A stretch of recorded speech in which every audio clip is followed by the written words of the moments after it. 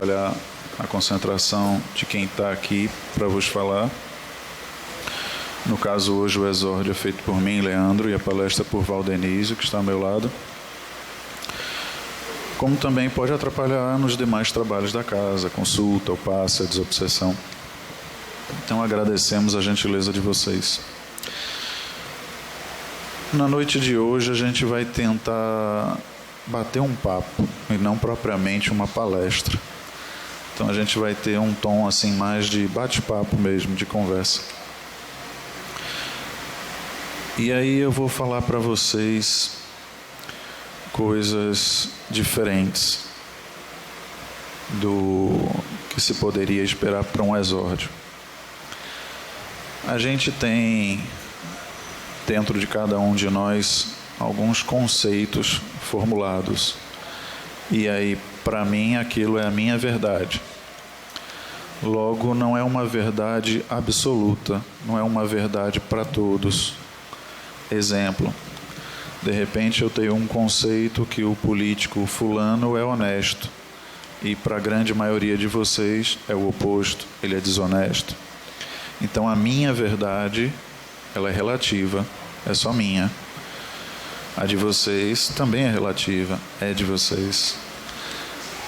Mas existem aquelas verdades que foram testadas, comprovadas. E eu chamo isso de fazer ciência.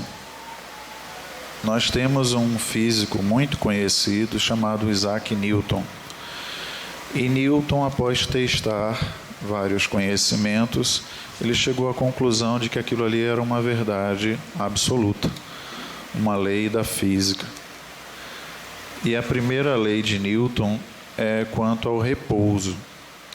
Um corpo em repouso, ele vai permanecer em repouso se a gente não colocar sobre ele nenhuma força. Então, vou amassar aqui a minha fila. É o corpo. Ele vai permanecer aí a noite inteira. Se eu não pegar essa minha fila e jogar no lixo, vai permanecer a noite inteira aí, em repouso. Essa é a primeira lei de Newton. A segunda lei de Newton, ela diz que qualquer corpo pode se movimentar, se eu colocar sobre ele uma força. Então, se eu pegar essa bolinha e colocar uma força, já se movimentou. E quanto maior for a minha força, maior vai ser o deslocamento. E ele tende a ser numa reta que eu coloque aquela força. Então, se eu colocar para lá, ela andou para lá. Se eu colocar para cá, ela andou para cá. Essa é a segunda lei de Newton. E por aí vai. Tem outras que ele foi testando, ou seja, ele fez ciência. E aí nós temos outras pessoas que também fizeram ciência. Dentre elas nós temos Jesus. E aí um camarada conhecido de todos nós, chamado Mateus, escreveu o Evangelho segundo Mateus. E lá no capítulo 7, ele vem transmitir para nós aquilo que Jesus falou. Batei e a porta se abrirá. Pedi e vos será atendido. É a mesma coisa que essas leis de Newton, alguns séculos depois. É a mesma coisa que o Espiritismo fala no capítulo 25 do livro O Evangelho. É exatamente a mesma coisa. Algumas pessoas em épocas diferentes fizeram esse exame prático e constataram que aquilo ali é uma verdade absoluta. Então, batei e a porta se abrirá. No dia a dia, eu fico lá parado. Estou desempregado, reclamando da vida, que nenhum emprego aparece. Eu bati na porta de alguém, de alguma empresa, falei com algum parente meu que eu estou desempregado, porque se eu não empregar uma força, segundo a lei de Newton, o corpo não se movimenta. Então, se eu não começar a bater nas portas, não vai aparecer emprego. Não cai do céu. Eu tenho que ir atrás. Eu preciso me movimentar. Eu preciso fazer um esforço. eu preciso colocar a minha vontade. E aí a gente tem lá no livro dos Espíritos, como também no livro dos Médiuns, a afirmação de que para eu me libertar de uma desobsessão, às vezes só precisa de um esforço mínimo. Qual é? A vontade. Vontade de querer mudar. Vontade de querer fazer as coisas melhores. Só que para mudar, para fazer as coisas melhores, eu preciso me conhecer. Eu preciso saber quem eu sou. Quais são os meus defeitos, quais são as minhas virtudes.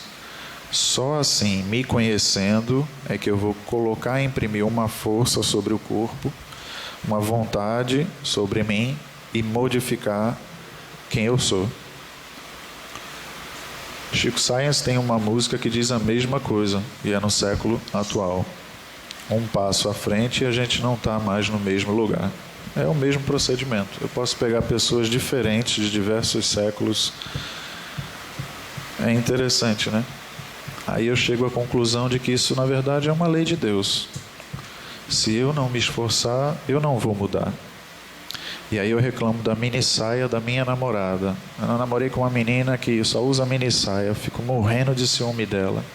Por que é que você namorou com a menina de mini saia?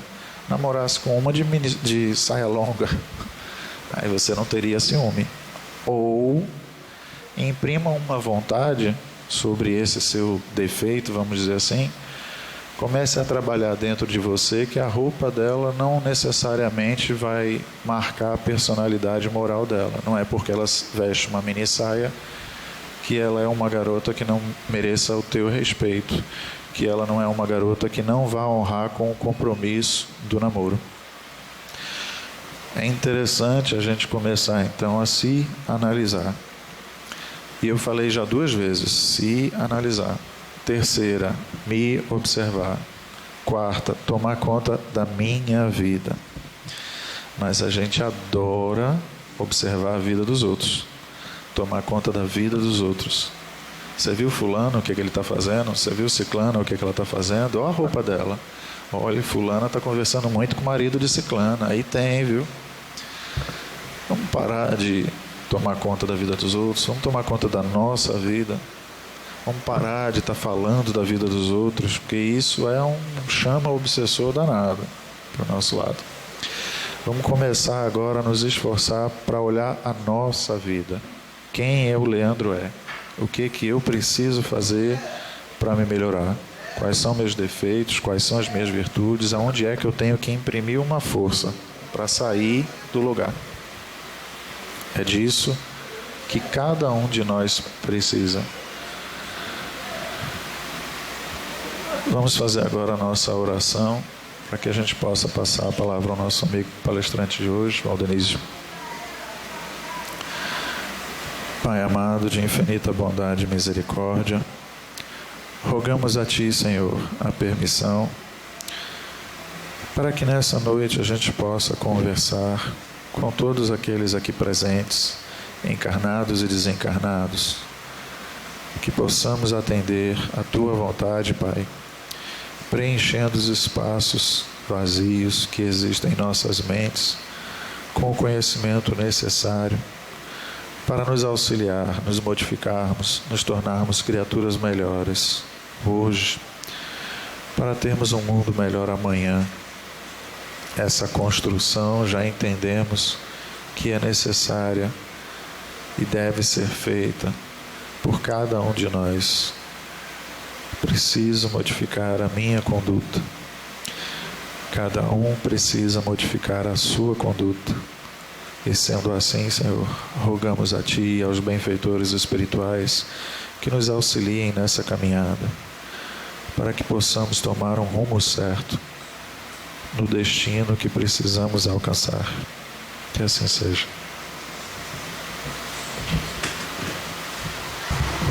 Muita paz para todos. Que Jesus nos abençoe. Mais uma oportunidade de estudo, né? Que as reuniões públicas são sempre uma oportunidade de de estudo. Na verdade, é o aprendizado do espiritismo, né? Esse é o grande objetivo das reuniões espíritas. É tanto que alguns autores até falam em espiritizar reuniões, ou seja, falar-se mais de espiritismo nas reuniões espíritas, né? E nós escolhemos uma para o comentário de hoje. É um livro que é de Divaldo Franco, na verdade um capítulo do livro, que é uma biografia de Divaldo Pereira Franco, que é um grande médium, um dos mais, aliás, o mais conhecido, eu acho, a nível de Brasil e de mundo.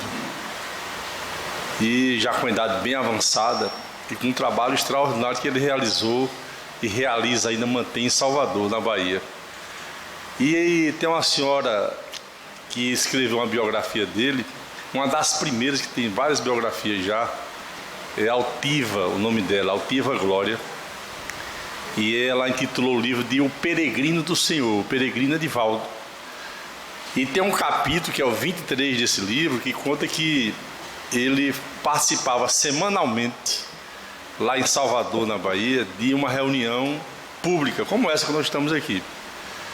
E a reunião começava às 8 da noite, lá no Centro Espírita Caminho da Redenção. E tinha pessoas que chegavam às 2 da tarde, às 4 da tarde, que era para marcar o lugar. Porque a Altiva conta que ao longo de meses, de anos, Divaldo começava a reunião às 8 da noite e terminava às 9 da noite. E em seguida ele descia para um canto do salão e cada pessoa vinha conversar com ele. Imagine, ele médium, com diversas faculdades mediúnicas, aí pacientemente ele conversava com cada um. Por isso que elas chegavam cedo. Era como uma consulta espiritual, que na verdade era uma consulta. Aí ele conta na entrevista que a pessoa que estava falando com ele às vezes demorava nas colocações, porque as pessoas traziam os seus problemas para ele resolver. Me ajuda, porque eu estou sem conseguir resolver. E às vezes demoravam. E aí quem estava na vez se zangava, reclamava. Mas quando a pessoa chegava também demorava. Aí ele diz, olha, a coisa do ser humano, né? Então, certa oportunidade, ele estava numa dessas reuniões que entravam pela madrugada, meia-noite, 1 da manhã. Aí já aproximava-se da meia-noite, as pessoas sendo atendidas na fila, aí entra um cidadão trazendo uma moça vestindo uma camisa de força e com 2 enfermeiros. Ele diz que reconhecia os homens como enfermeiros porque eram desses realmente com físico avantajado, que na época os enfermeiros eram contratados de acordo com o físico. E a mocinha vestindo uma camisa de força. Aí o cidadão deixa os 3 lá, a moça com os 2 enfermeiros, e vem firme para frente falar com ele, chega junto, ele está atendendo uma pessoa, ele pergunta, o senhor é o senhor Divaldo? Sou sim. Então eu vim falar com o senhor. Disse, pois não, o senhor aguarda aí na vez que eu lhe atendo, a gente conversa. Ele disse, não, mas eu sou fulano de tal. Aí declina o nome lá de um fazendeiro muito rico da Bahia, e eu estou aqui a mando do psiquiatra doutor fulano de tal. Ele disse, pois não, tudo bem, pode ficar na vez aí que eu vou lhe atender quando chegar a vez. Ele disse, o senhor não entendeu não, o senhor não entendeu. Eu sou fulano de tal. Ele disse, meu amigo, olha, essa reunião começa às 8 da noite. Tem pessoas que chegam aqui às 2 da tarde, às 3, às 4, para aguardar a vez, para que eu tenha oportunidade com as entidades espirituais de conversar com elas. Nós temos que respeitar a fila. O homem fica uma fera, mas quando ele percebe que Divaldo não vai atender mesmo, ele volta lá para o fundo do salão e fica lá com a filha, que era uma filha dele, Cibele, e os 2 enfermeiros. Aí quando termina o atendimento, ele lá atrás, Divaldo cá na frente, aí Divaldo disse, pode vir. Ele disse, não, o senhor venha para cá. O sujeito era poderoso. O ser humano tem essa faceta, nós todos, no Espiritismo nos ensina a fazer uma análise sobre isso, nós tivemos já, se nós que temos ainda, essa força, achando que somos superiores aos outros. Isso é uma loucura. Isso é um processo de loucura nosso como espíritos. Porque a nossa viagem como espírito é muito longa. E nós somos extremamente orgulhosos, vaidosos, ambiciosos às vezes, invejosos às vezes. E nos achamos às vezes com o direito de passar na frente dos outros. Nós que somos espíritos e todos estamos matriculados nesse planeta que é de provas e expiações, podemos afirmar com segurança que já fomos assim, se já não somos mais. E aí que Deus nos abençoe, porque se não fôssemos assim, não estaríamos mais no planeta de provas e expiações. Já teríamos ido para o mundo de regeneração. Se estamos aqui é porque somos alunos ainda matriculados nesta turma, né? E o homem diz, não, senhor, venha cá. Divaldo diz, eu não posso. Aí Divaldo tem uma ideia. Eles, olhem, meu irmão, se eu for, as entidades não irão. Aí o homem vem. Vem. Aí lá vem a filha vestindo a camisa de força, os dois enfermeiros. Aí ele diz, qual o problema? Aí o pai diz, minha filha Cibele ficou louca. Ficou louca. E ele pergunta, há quanto tempo? Já faz 9 meses. Ficou louca. De repente enlouqueceu. E está aqui, e o psiquiatra fulano de tal me pediu que procurasse o senhor, que o senhor talvez pudesse ajudar. Eles, vamos ver. Aí ele pede, tirem a camisa de força dela.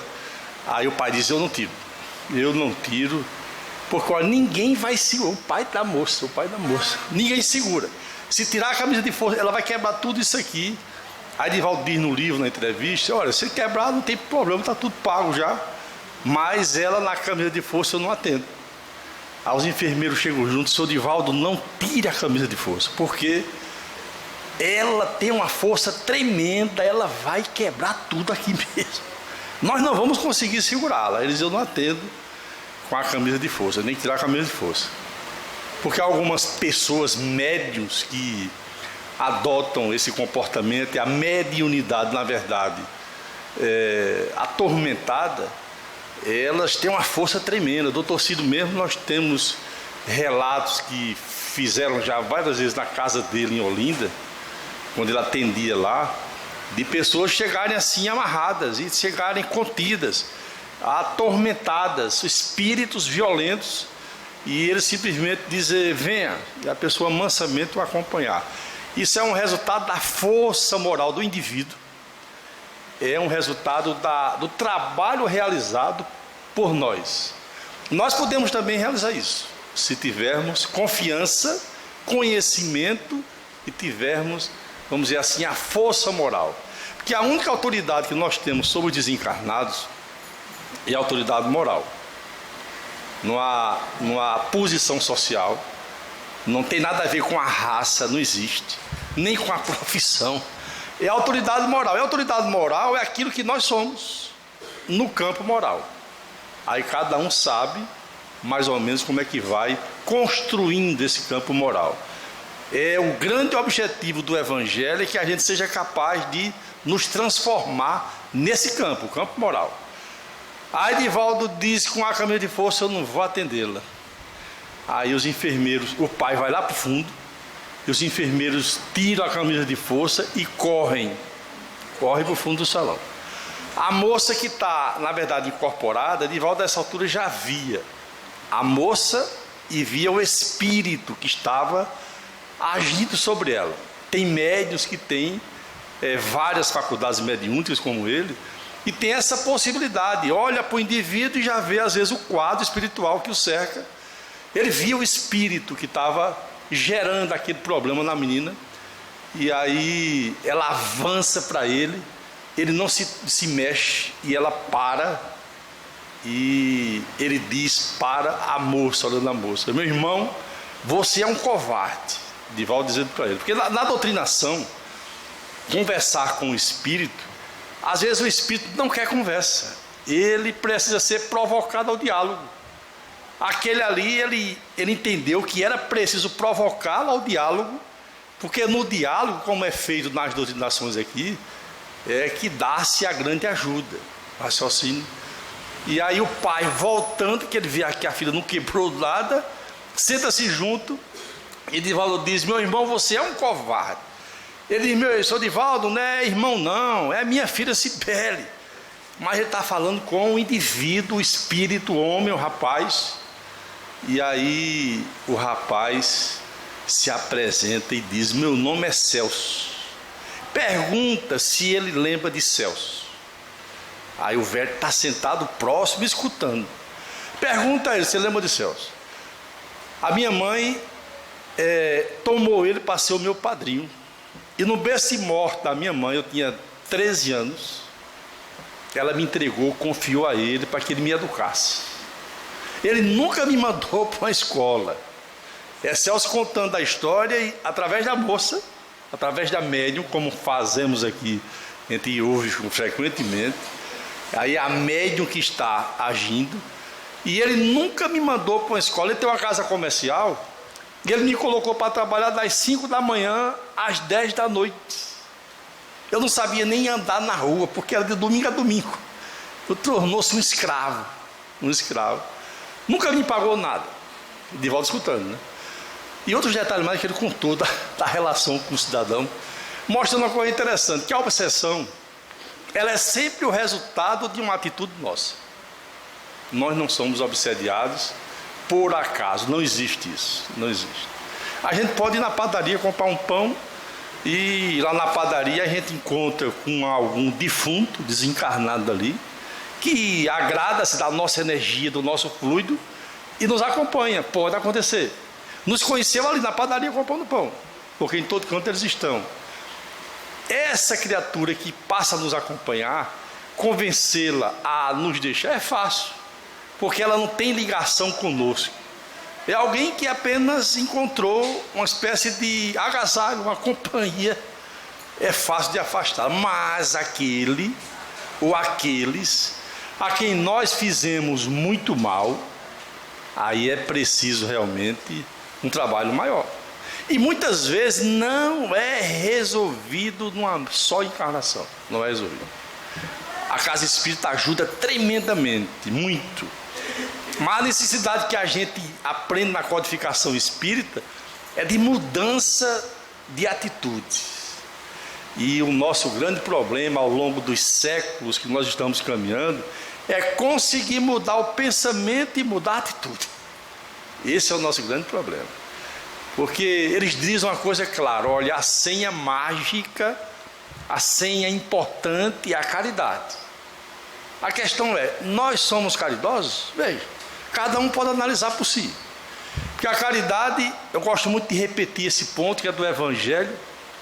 A irmã Rosália faz uma avaliação lá da caridade a nível material e moral.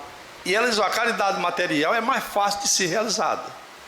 Mas a caridade moral é que ela diz é a principal, é a essencial.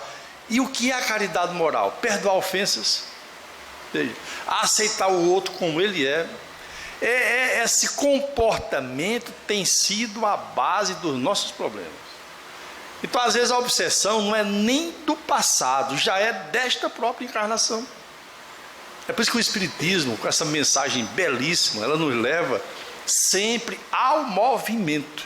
É a lei de Newton, é exercer uma força, bater na porta realmente para que a coisa mude. Porque não é só vir à casa espírita, é preciso estudar. É preciso estudar, acreditem nisso. E a coisa que mais se fala na casa espírita é a necessidade do estudo, da mudança, mas do estudo. Porque se nós sabemos que somos um espírito imortal, a gente sabe, mas sei lá, e se não for? O estudo, ele elimina a dúvida. Aí, se nós tomamos realmente conhecimento, com convicção de que somos espíritos imortais, há uma tendência natural de a vontade de mudança despertar. Porque aí, se nós sabemos, sem dúvida nenhuma, que somos imortais e que as vidas se sucedem, que somos espíritos velhos, hoje recebendo de volta o efeito das nossas atitudes do passado, fica mais fácil de mudar. E até de compreender as obsessões. Hermínio Miranda, num livro As Duas Faces da Vida, ele fala que o obsessor é gente como a gente. Ele fala muito isso. O obsessor é gente com conflito, como nós temos conflitos. O obsessor é gente que sofre, como a gente também sofre. Eles ocupam esse espaço que nós ocupamos e não acreditam na nossa mudança. Aí, para mostrar que houve mudança, há que haver trabalho. E trabalho, muitas vezes, é o que nós não queremos ter. Aí a gente aprende com a codificação, o caminho é o estudo. Uma perseguição realmente, de mudança de pensamento e mudança de atitude. Porque ali está o resultado, que aquele homem está escutando. Eu sou Celso, pergunta se ele lembra. Tornou-me um escravo, eu nem sabia caminhar na rua. Eu nem sabia, Divaldo fica... Ele conta no livro, O Peregrino do Senhor, como é que ainda existe, naquela época, que esse livro é uma das primeiras biografias dele, como é que ainda existe gente desse tipo, de explorar. E aí Celso diz uma coisa impressionante, que ele nunca pagou um salário a ele, e ele vindo lá calado, nunca me pagou um salário. E quando eu completei 21 anos, ele forjou um roubo, me acusou do roubo e me expulsou de casa. Vê? Aí ele diz, eu nem sabia andar na rua, eu nunca tive lugar para ir, e eu fora de casa eu senti uma dor no peito. Aí Divaldo entende que foi um infarto fulminante que ele teve, e só escuridão. Mas de repente, eu não sei depois de quanto tempo, eu estava na casa dele, e ele discutindo com a filha. Veja como dá-se as coisas, como dão-se as coisas. E ele discutindo com a filha, e eu cheguei, não sei como, me aproximei dela, aí percebi que eu me encaixava nela. É o processo da incorporação, que ele não sabia de nada, era alguém que nunca tinha ouvido falar naquela história de vida após a morte, ou de obsessão, ou de vingança. Ele tinha ódio do velho pelo mal que o velho praticou contra ele. Aí, para minha alegria, eu pensava e ela agia. Aí eles bofeteou o velho, ele agrediu o velho, ele disse-lhe boas, aí se apossou da médium. Interessante. Uma coisa curiosa é o seguinte, que há relatos diversos na literatura espírita, porque a gente tem a codificação espírita, que todos vocês sabem aqui, é o Livro dos Espíritos, é o Livro dos Médiuns, o Evangelho segundo o Espiritismo, o Céu e o Inferno e a Gênese. Aí são as 5 obras da codificação, é a base, que todos nós devemos, pelo menos, no mínimo, dar uma olhada, que é muito importante. Mas além dessas 5 obras, tem a literatura espírita, que é uma imensidão, uma coisa incrível. E se a gente tiver a sorte de pegar livros básicos e bons, que estejam condizentes com a codificação, a gente aprende muito. Porque às vezes tem livros também que não ajudam muito. Então a codificação espírita, ela mostra vários casos de situações assim, em que, como Cibele, ela incorpora uma entidade como essa e ela passa a ficar louca. Tem um outro livro de Manuel Filomeno de Miranda, que é Grilhões Partidos, e que ele mostra o caso de Esté, que também ficou louca do mesmo jeito, dessa forma, com a chegada repentina de Matias, que era o espírito, que é uma obra fantástica, que é Grilhões Partidos. E o interessante é que esses médiuns, muitas vezes, não desenvolvem a mediunidade, mesmo participando da casa espírita, porque, na verdade, aquilo é um processo de tormento. Eles estão atormentados, e cessada a fase de tormento, não desabrocha a mediunidade equilibrada, e são trabalhadores, mas não são médios de incorporação muitas vezes.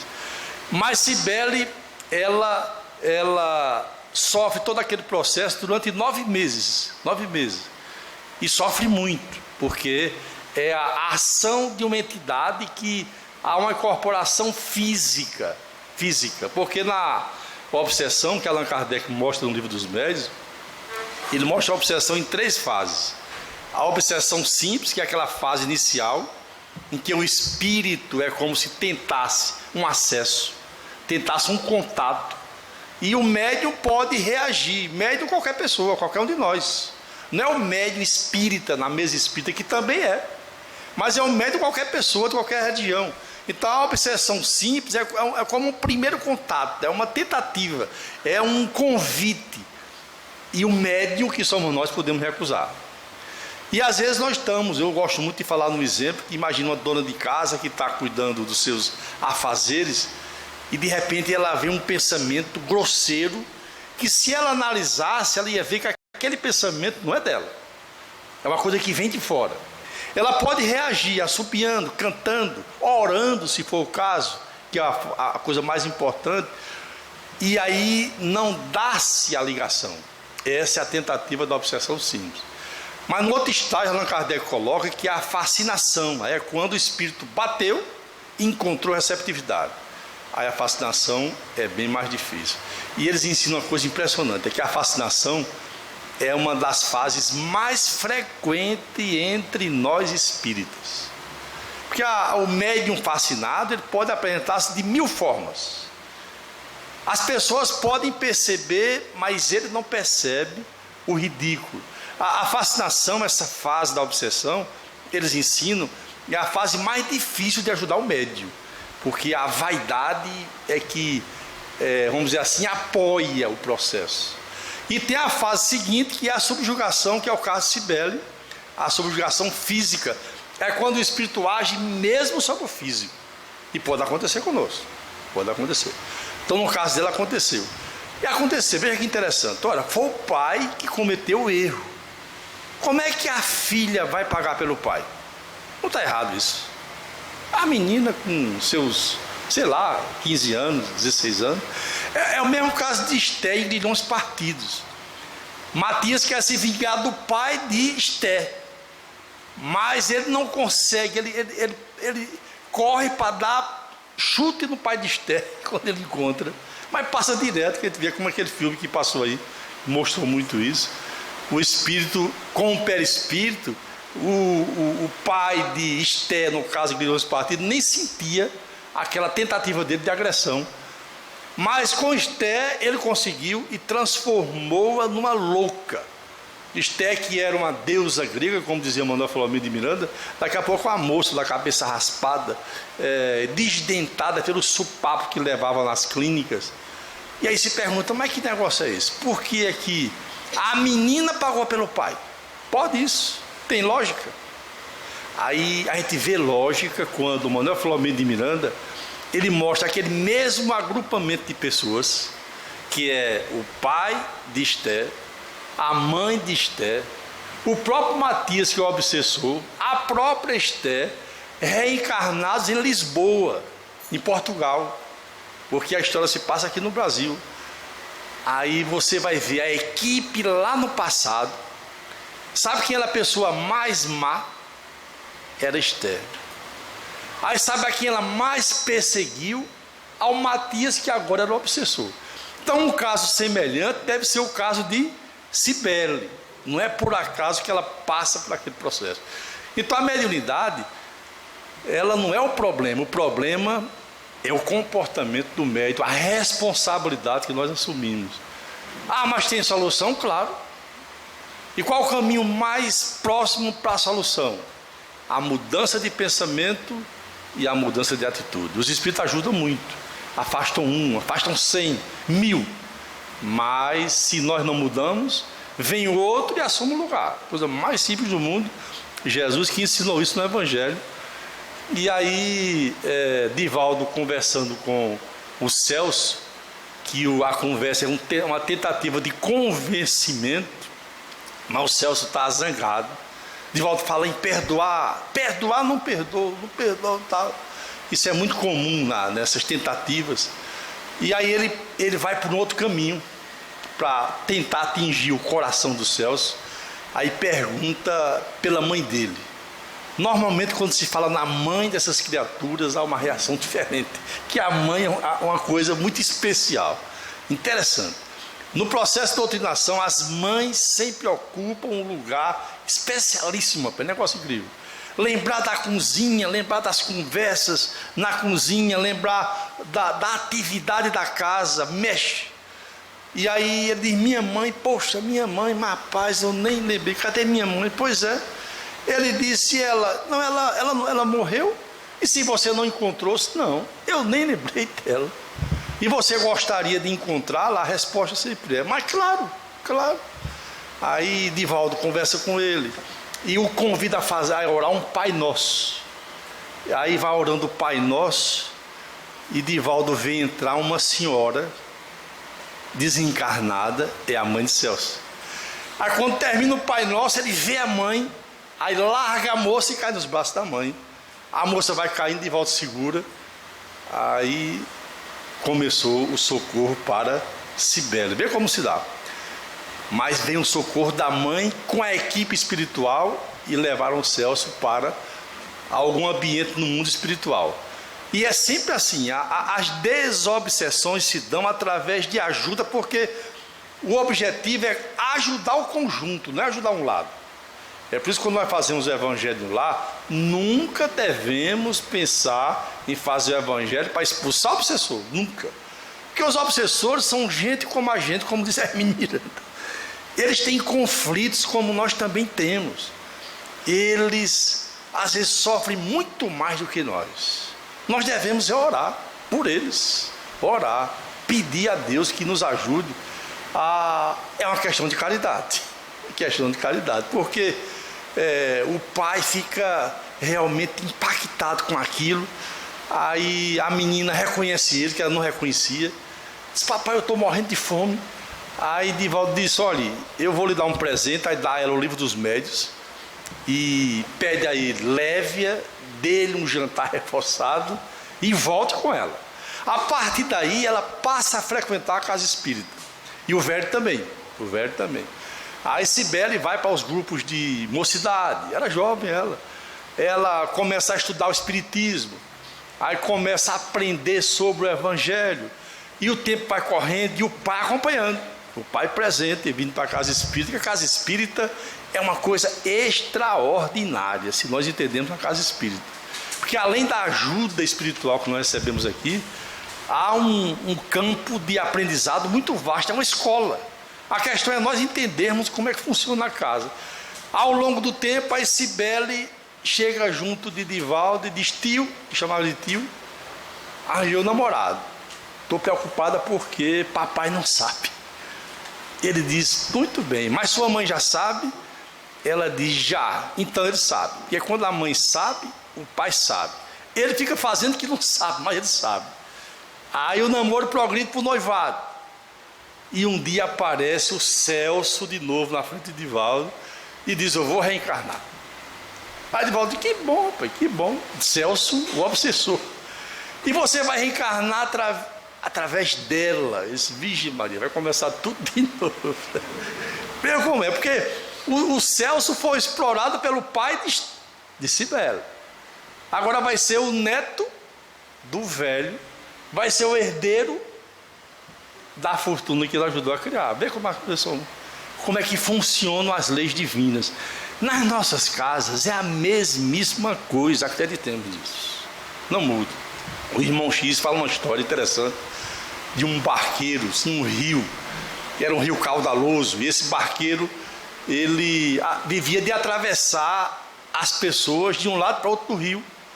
E um dia as autoridades daquele local dizem, olha, o rio vai crescer e vai inundar tudo isso aqui, todo mundo tem que sair. E tinha um velho, um usurário, que dizia que o velho era rico. E o velho dizia, eu confio em Deus, eu confio no rio e eu não saio. Mas tem que sair, não saio, eu confio em Deus e confio no rio, pode deixar vir, eu não saio. Aí o barqueiro começou a raciocinar, meu Deus, esse velho é muito rico, deve ter joias aí guardadas nessa casa dele, que era um casebre que ele vivia, parecendo pobre, mas diziam que era muito rico. Ora, o rio vai inundar, vai matar o velho, vai levar as joias. Aí teve uma ideia, vou matar o velho, eu mato o velho e pego as joias. A ideia do barqueiro. E um dia ele atravessou o rio contra o irmão X, matou o velho, pegou as joias, que eram muitas joias, e o irmão X disse que quando ele volta para o barco, um vulto já o acompanhava. Quem era o vulto? Era o velho, o espírito do velho, que nós estamos onde está o nosso coração. É o Evangelho que fala isso. Aí o barqueiro foge para terras distantes, conta o irmão X, e ele multiplica a riqueza. O jeito era inteligente, trabalhador. E um dia o barqueiro casou e teve um filho único. Quem foi? O velho. Vê que negócio. Aí a gente pensa, não tem jeito, ó, ninguém ludibriou a lei divina. As nossas cozinhas é a mesma coisa. A mesma coisa, acredite. Essas criaturinhas que nos dão trabalho, que impacientam, que eu também tenho. Lá em casa é todo mundo espírita. Só Mariana com 12 que ainda não tem muita convicção, mas vai passar o carnaval num encontro espírita no M. Os dois já rapazes. Mas a convivência não é fácil. Não é fácil. Minha esposa está ali escutando. Porque nós somos espíritos velhos, complicados. Mesmo espíritas somos complicados. Aí, quando pensamos que iludimos a lei divina, nunca vamos conseguir enganar a lei divina. Nós é que nos enganamos. Então, o processo mais rico que eles ensinam na codificação e no Evangelho é parar com isso. Ora, que besteira. Então, ele passa a agir com honestidade, com dignidade, olhando nos olhos de todos, sem vergonha de olhar nos olhos das pessoas. Esse é que é o desafio e o ponto alto da vida. Acreditemos nisso. É a vivência do Evangelho, que daqui a pouco nós vamos partir. Para onde? Eu não sei para onde é que eu vou. Eu não sei. Eu sei que eu vou para o umbral, não sei que região do umbral, para onde é que vamos nós todos aqui. Que daqui a pouco parte todo mundo. Eu gosto muito de olhar, tem uma padaria lá em Casa Forte que tem um quadro lá que é de 50 anos atrás, sei lá, um tempão atrás. E eu fico olhando aquele quadro que é um evento numa igreja que teve lá, e um bocado de gente, tudo bem vestidinho, eu digo, tudo defunto. Quer dizer, aquele povo todinho ali já morreu. Aí daqui a pouco nós também teremos partido para lá. Onde é que está aquela gente? Para onde iremos nós? O Espiritismo ensina. Ele, ó, de acordo com o modo como vivemos, nós podemos ter uma boa receptividade. Tudo depende somente de nós. Não depende da mulher, não depende do filho, não depende da mãe. É da nossa vontade de fazer, somente da gente. Isso é o que o Evangelho deixa muito claro, porque o velho, agora com o netinho, ele fica encantado. Diz, Divaldo, você precisa ver meu neto. Meu amigo, é a minha cara. É a minha cara. Você tem que ir lá, e Divaldo vai um dia, e chega lá, vê o menino, que é um menininho miudinho, igual a todo menino miudinho. Aí ele diz, olha se não é a minha cara. Ele diz, que coisa não quer dizer nada. Aí o menino cresce, e o velho um dia procura Divaldo, diz, eu abri uma poupança para o meu neto, coloquei tanto, um valor altíssimo lá, e Divaldo diz, é pouco. Ele faz as contas lá do tempo que ele explorou os céus, que o menino é os céus. Isso é pouco, é pouco. Ele diz, não, mas eu vou, isso é o começo, né, Divaldo? Eu vou botar mais. E o menino torna essa empolgação do velho. Veja que coisa impressionante. Ele explorou os céus, e ele agora recebe Celso nos braços, e feliz. É a mesma coisa da gente. Hoje eu vi de manhã no prédio que eu estou residindo, um rapaz com um bebezinho, e ele andando, como eu já andei com os meus também, e ele andando, eu olhando de longe e avaliando, espírita curioso, e ele com cuidado, rapaz, o bebezinho, aquele menininho, ele olhava para os lados, olhava para o outro, como quem disse, para ver se o povo estava olhando, mas só tinha ele e eu, que ele não estava me vendo do ponto que eu estava, e eu pensando, que zelo, que cuidado, e às vezes ali está o obsessor dele, que há pouco tempo fazia sofrer. As leis divinas fazem assim, e é assim que elas compõem as nossas casas. A grande dificuldade para nós é realmente conseguirmos praticar a caridade e crescer. Mas tu não sabe a pessoa que vive comigo, mas você já sabia quando encarnou, já sabia. Tu não sabe a dificuldade, mas já sabia. Antes de reencarnar, acreditem, nós fizemos a programação para estar exatamente como estamos. Acreditem. Poderíamos até ter programado uma coisa melhor, mas não conseguimos. Mas nós, antes de reencarnar, nós programamos. A gente já sabia quem ia chegar. Eu gosto muito de brincar com o Romero, porque A gente já sabia, diz os amigos lá, hora tu vais, mas quando tiver com os teus tantos anos, vai chegar fulano, pode deixar, manda para mim. Aí depois vai chegar fulana, pode deixar. Aí vão formando o grupo, formou-se o grupo. Aí eu brinco com o Romeu dizendo, e aí, estamos gostando?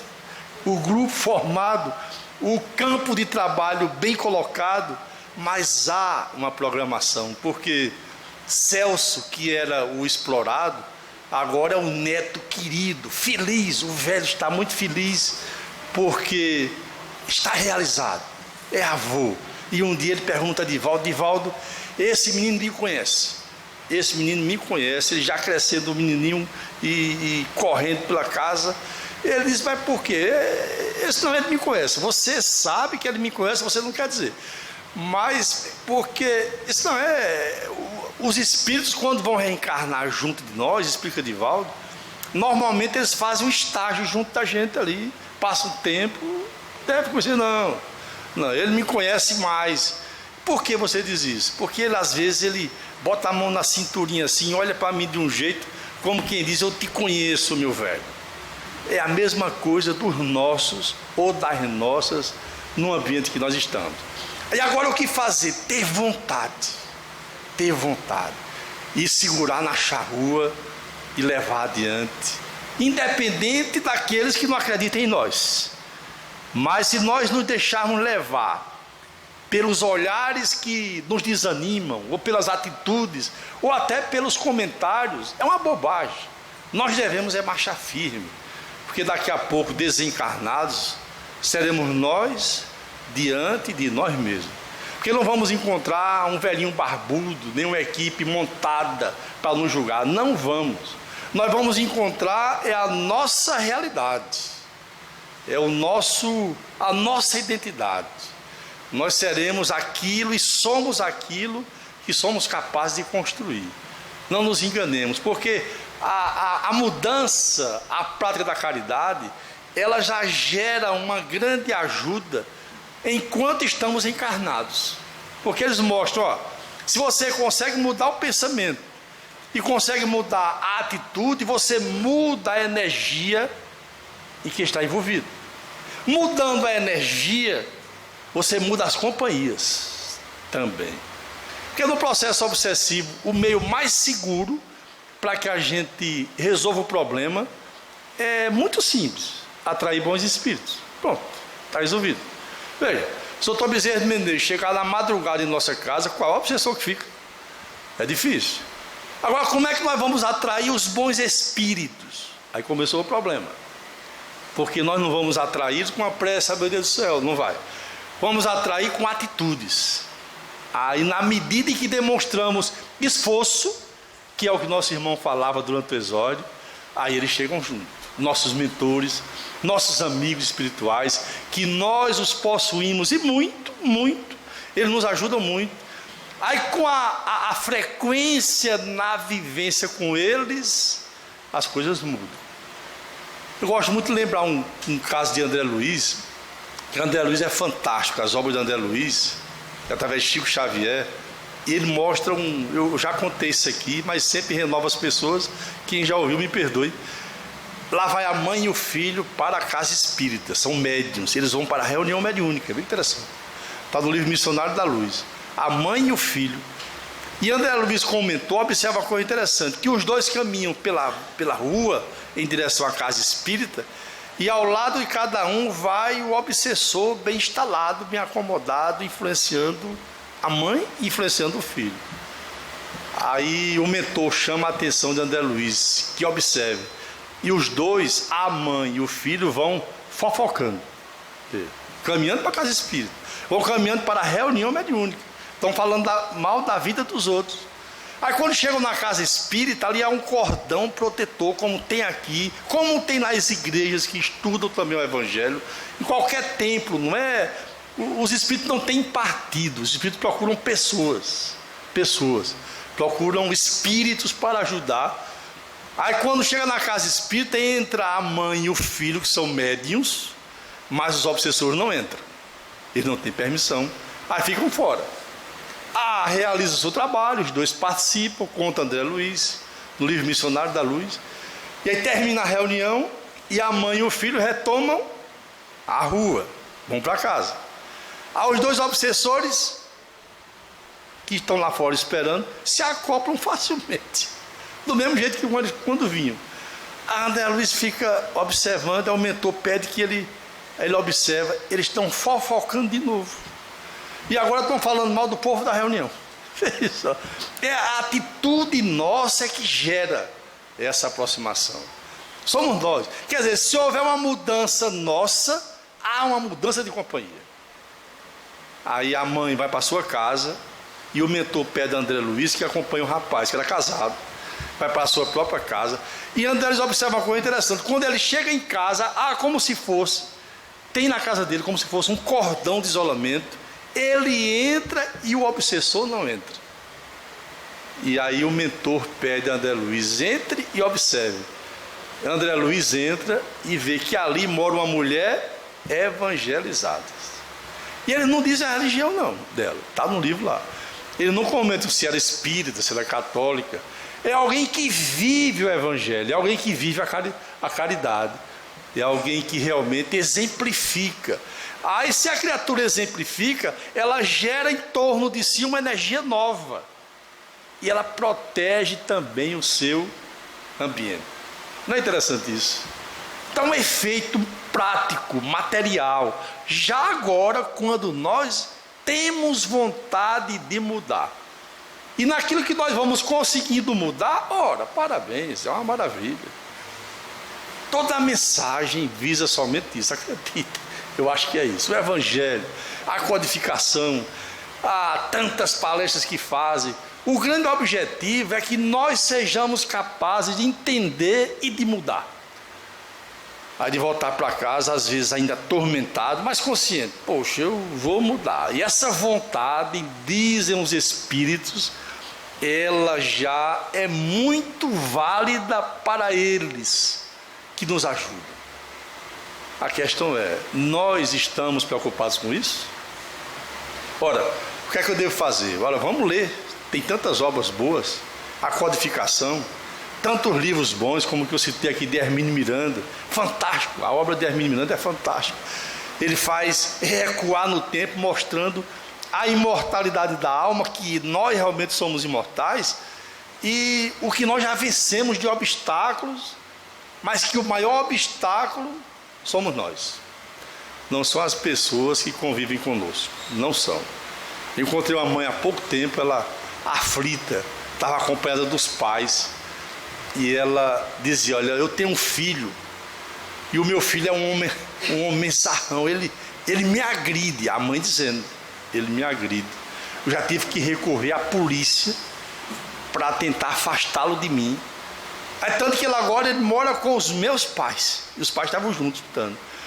Aí ela contando, certa ocasião eu estava lá, ele estava na casa dos meus pais, e eu fui lá, e ele estava sentado à mesa, e houve lá um problema, e eu me atrevi a dizer a ele, você, meu filho, precisa cooperar.